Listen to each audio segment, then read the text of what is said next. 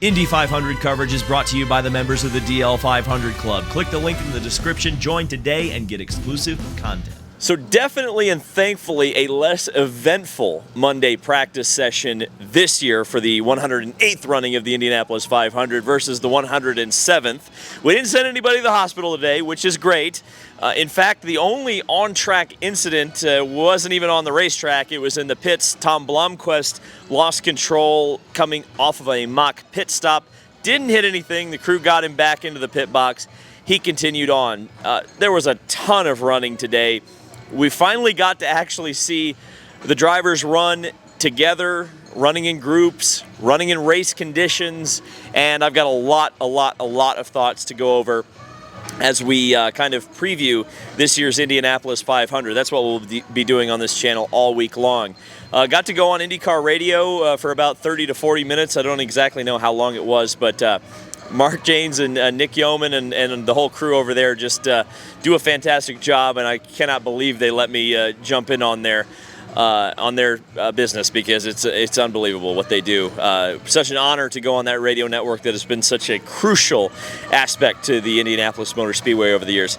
Want to make a quick correction on a historical fact that I got inaccurate yesterday, and I felt so embarrassed when I did that. I mean, I was just mortified. Is that I took a track record away from Tony Stewart. Tony Stewart still holds the 4-lap rookie track record here at over 233 miles an hour.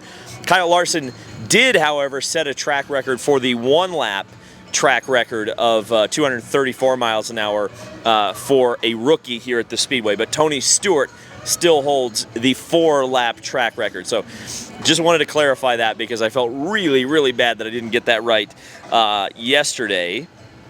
And so let's take a look at the results from today's practice session. Now, speeds, of course, don't matter all that much anymore once the draft is involved, but I think it's interesting nonetheless to take a look at least at the top 6 to see who has a fast hot rod behind other cars.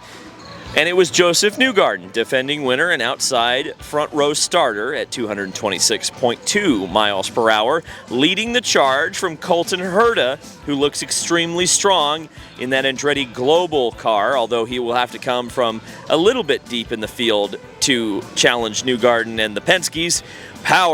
Will Power just looked absolutely awesome in traffic. There's no doubt about it. In fact, all the Penske cars just look really strong, but Power perhaps the most strong. We didn't see him run much, because I think he went out there, realized what he had, and said, let's put it in the barn, boys.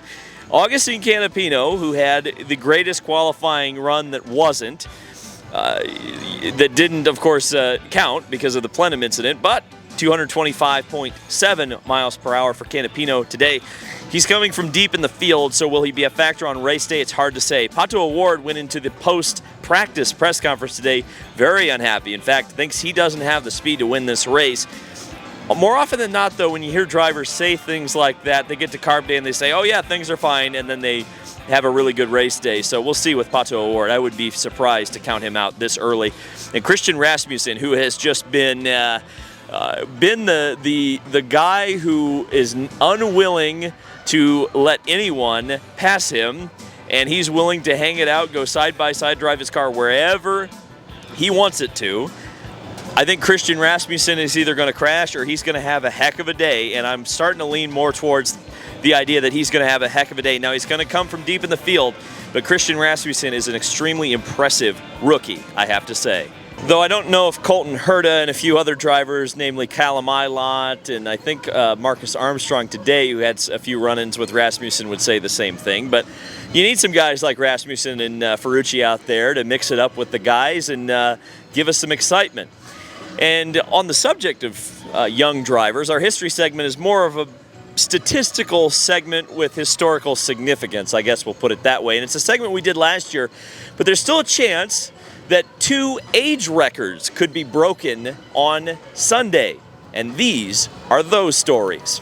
The average age of the Indy 500 field seems to go down with each passing year. That being said, the unique possibility exists within this year's starting field to break both the record for the oldest ever winner of the 500 and the youngest. The driver who still holds the record for youngest is Troy Ruttman, who won the 1952 500 at the ripe old age of 22 years and 80 days. Ruttman's record has held fast for over 70 years and has withstood assaults from drivers like Colton Herta, who became IndyCar's youngest ever race winner at Circuit of the Americas in 2019 at the age of 18 years, 11 months, and 25 days. But Herta is now 24 and unable to become the youngest winner in 500 history. How time flies. The only driver in this year's field is 19-year-old Kyffin Simpson, who is also the first starter to claim the Cayman Islands as home. He was born in Barbados. Nolan Siegel would have been eligible if he had qualified, which would have made this the second 500 in history with 2 teenagers in the starting field. But after failing yesterday, that stat will be left alone for 2024. The record for the oldest winner is held by the legendary 4-time winner Al Unser Sr., whose 4th victory came in the 1987 500 and made him the oldest winner at 47 years and 360 days, besting the mark set by his older brother Bobby in 1981. Only one driver could topple Big Al's record this year. With the retirement of Tony Kanaan, Helio Castroneves in his drive for 5 is 49 years and 16 days young. To put that into perspective, Scott Dixon, Ryan Hunter-Reay, and Ed Carpenter are all 43 years old and would have to wait until 2029 to be eligible to beat Big Al's record. Takuma Sato is 47 years old, but is short of Al's record by 241 days. So if Taku decides to come back for 2025, and of course, he has to win the race, but he could beat the record. With 2 drivers eligible to break an age record this year, do you think any of them can do it?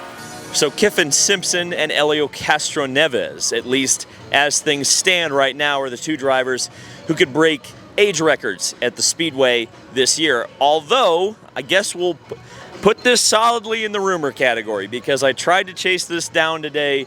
It's been reported by a few different journalists over yesterday that Tony Kanaan is supposedly going to take his refresher test in an Arrow McLaren car on Thursday.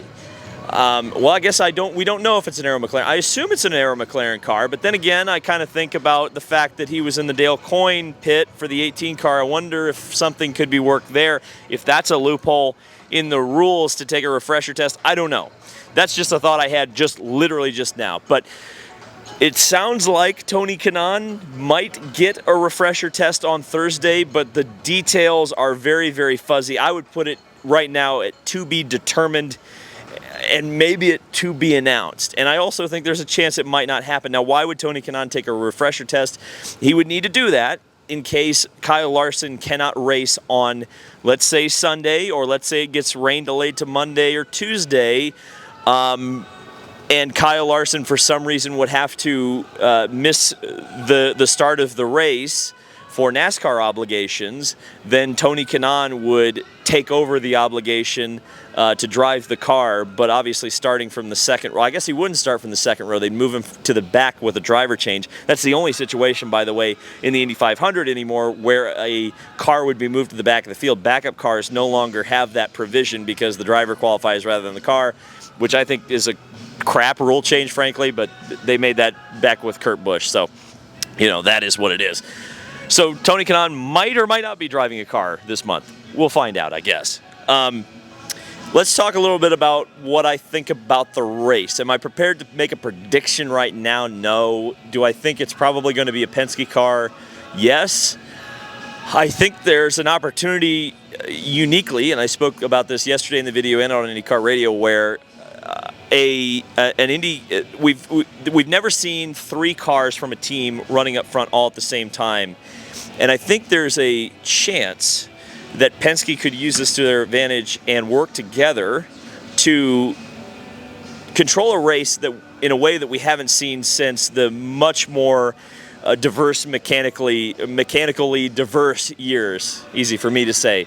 Kind of similar to 88. Now, do I think they're going to be able to do that the entire race? No.